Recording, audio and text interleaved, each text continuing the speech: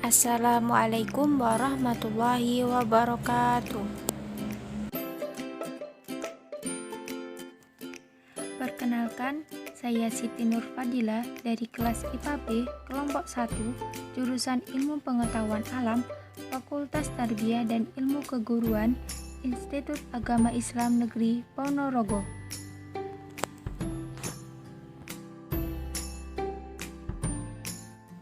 Di sini, saya akan membahas tentang strategi pembelajaran kooperatif. Strategi pembelajaran kooperatif ini sering digunakan guru dalam pembelajarannya di sekolah.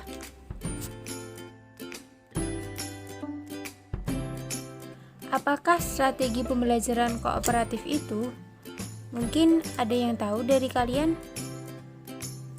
Baik, jika belum ada yang tahu, simak penjelasan video selanjutnya ya.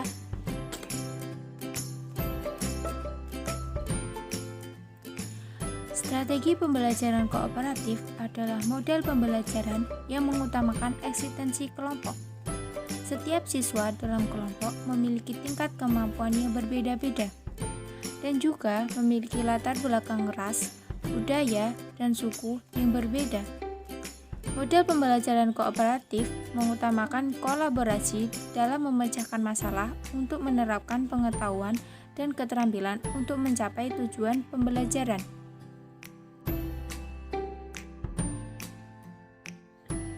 Nah, bagaimana? Dari sini sudah dapat dipahami atau belum tentang apa itu strategi pembelajaran kooperatif? Jika sudah, lanjut pemaparan video selanjutnya ya.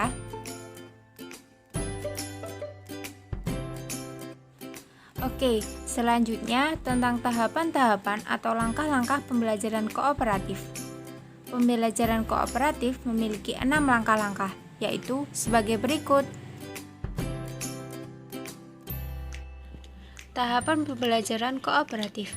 Tahapan yang pertama, guru menyampaikan semua tujuan pembelajaran yang ingin dicapai pada pelajaran tersebut dan memberikan motivasi kepada siswa.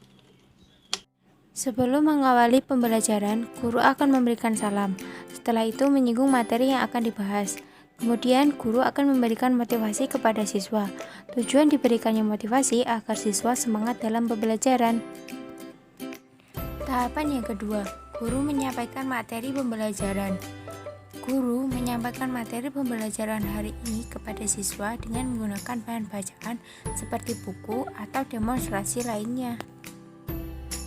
Tahapan yang ketiga, mengorganisasi siswa ke dalam kelompok-kelompok belajar. Guru akan membagi siswa ke dalam kelompok dan mengaturnya, seperti mengatur tema yang akan didiskusikan di dalam kelompok tersebut.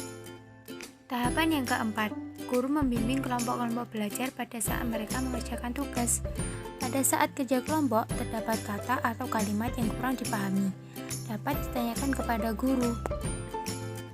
Tahapan yang kelima, guru mengevaluasi hasil belajar siswa. Guru akan mengevaluasi hasil belajar setiap kelompok setelah kelompok tersebut melakukan presentasi terhadap hasil yang diperoleh dari diskusi dengan temannya sekelompok. Tahapan yang keenam, guru memberikan penghargaan kepada siswa. Guru akan memuji kelompok atau siswa yang bagus dalam presentasinya. Tujuannya agar siswa lebih semangat dalam belajar. Berikut ini contoh ilustrasi praktik pembelajaran kooperatif. Guru akan memasuki ruangan untuk memulai pembelajaran hari ini.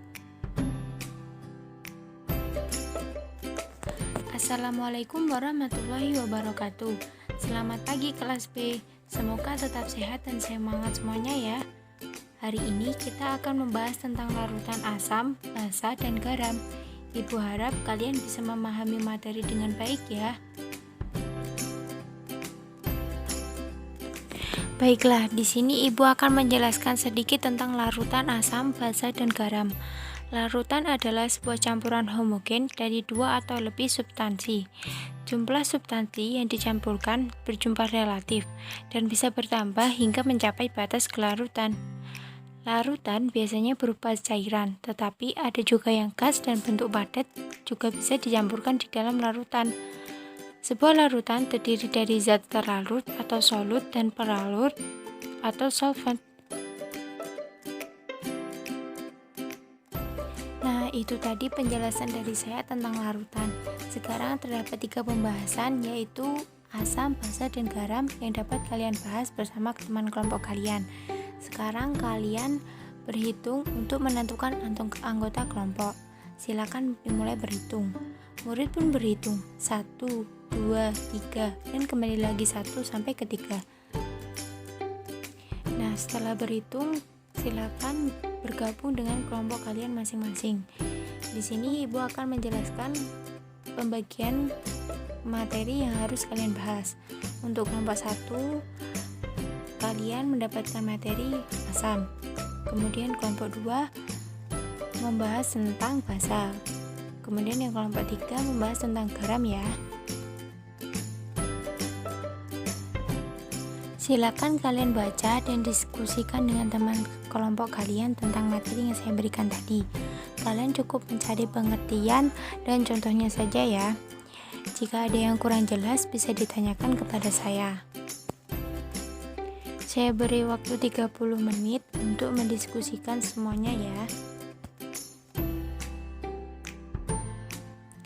Baiklah anak-anak, waktu untuk berdiskusi sudah selesai.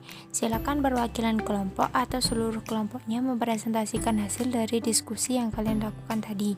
Dimulai dari kelompok 1 ya.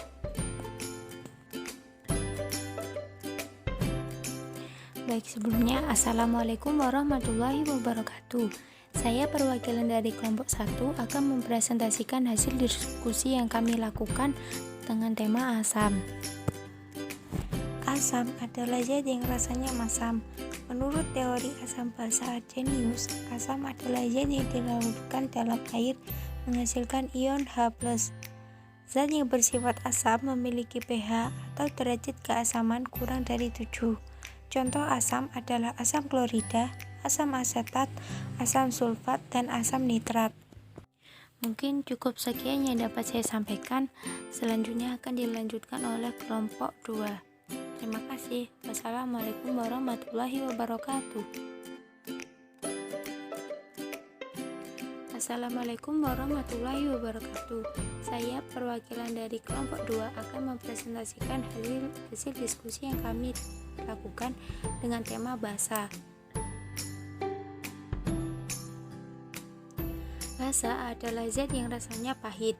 Menurut teori asam basa Arrhenius, basa adalah zat yang jika dilarutkan dalam air menghasilkan ion OH-. Zat yang bersifat basa memiliki pH lebih dari 7. Contoh senyawa basa adalah natrium hidroksida, barium hidroksida, dan amonium hidroksida. Hanya itu yang dapat saya sampaikan, kurang lebihnya mohon maaf. Selanjutnya akan dilanjutkan oleh kelompok 3. Sekian, wassalamualaikum warahmatullahi wabarakatuh.